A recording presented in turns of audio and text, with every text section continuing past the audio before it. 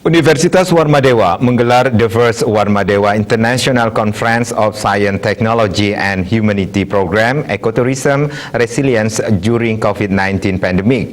Kegiatan diikuti oleh akademisi di seluruh Indonesia yang menghadirkan 6 narasumber.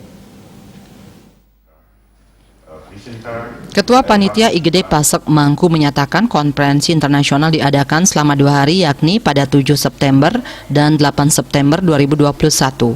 Kegiatan melibatkan 6 narasumber, diantaranya Naori Miyazawa dari Nagoya University Jepang, Nguyen Huang Cham dari National Economic University Vietnam, Profesor V. Hanilin Aguilar Hidalgo dari Filipina, Profesor Ilham Senosa dari Universitas Kuala Lumpur, Kesaltina Angela Suarez dari Universitas Dili Timor Leste, dan Made Indrawijaya dari Universitas Warmadewa.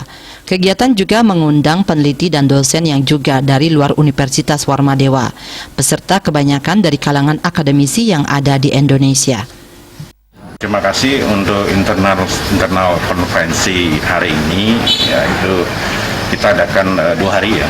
Hari ini khusus untuk konferensinya tanggal 7 September, kemudian besok tanggal 8 khusus untuk presentasi hasil penelitian ya, tanggal 8 terakhir. Kemudian untuk konferensinya kita mengundang narasumber dari 6 negara ya.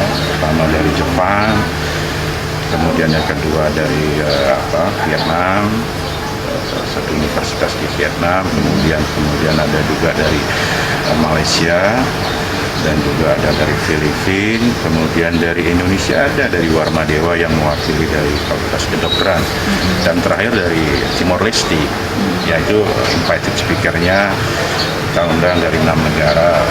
Kemudian untuk presenternya kita sebenarnya lebih besar, banyak memang hasil-hasil penelitian yang dilakukan oleh dosen Warmadewa.